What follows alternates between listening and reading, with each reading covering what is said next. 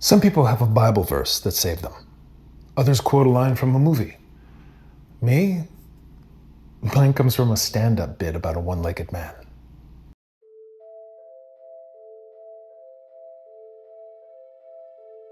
My name is Paul Chamberlain, and I'm a certified crisis advocate and master coach who helps people get cozy with their darker angels.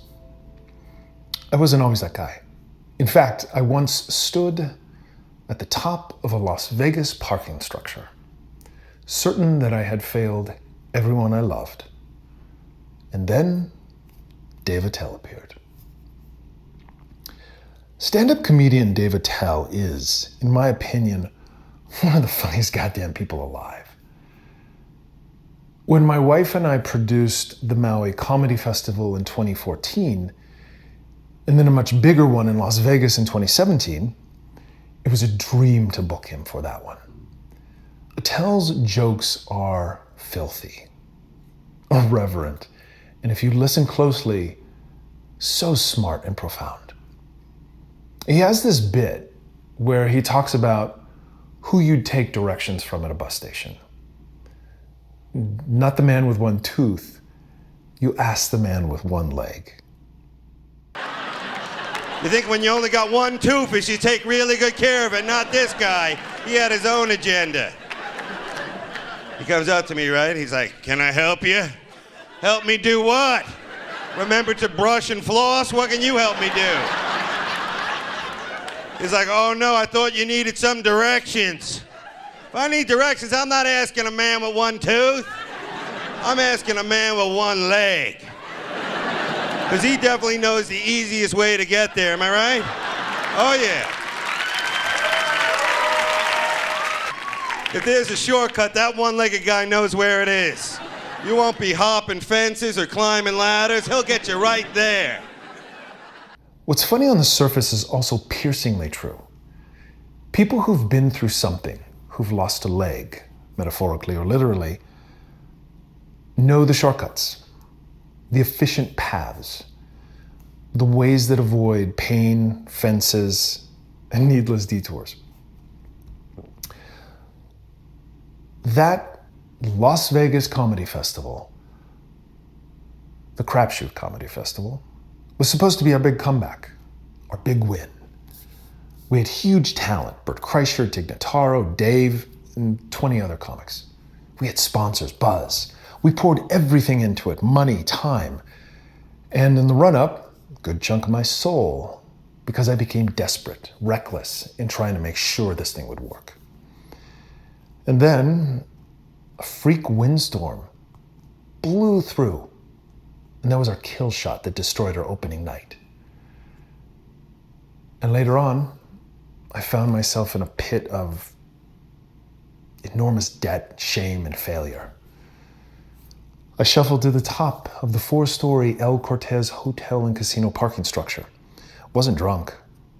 I was crying. I was quiet. And I was ready.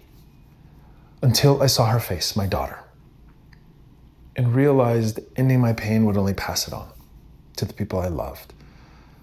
I stepped back from the edge, and I broke down completely. Hours later, my wife handed me off to my best friend, because she still had a festival to run. And he and I walked the disturbed streets of East Fremont at sunrise trying to process it all.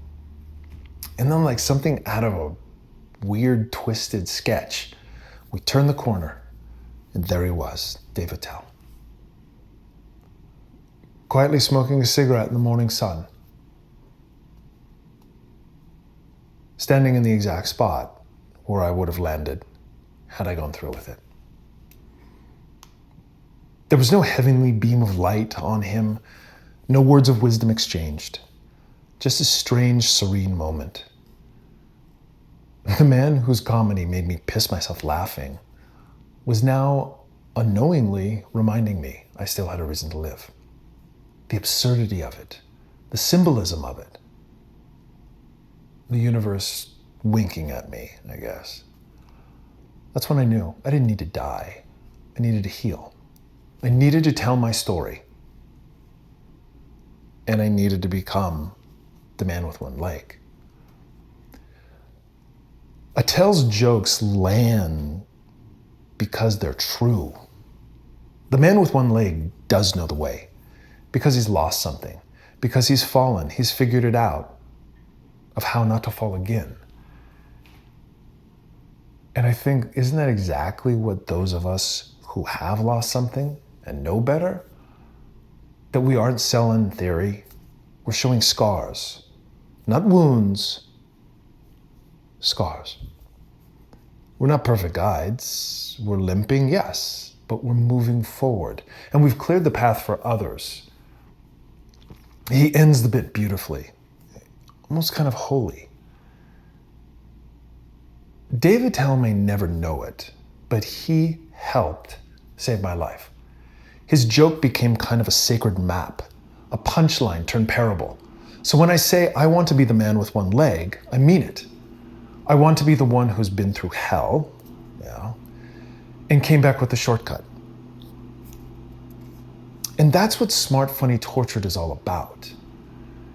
It's not about having it all. It's not about having it all figured out. It's about being real, human, hobbled even, but still laughing, still showing up, and still pointing east. Take care. It's gonna be okay. Thank you, one-legged man. Thank you. It's all right.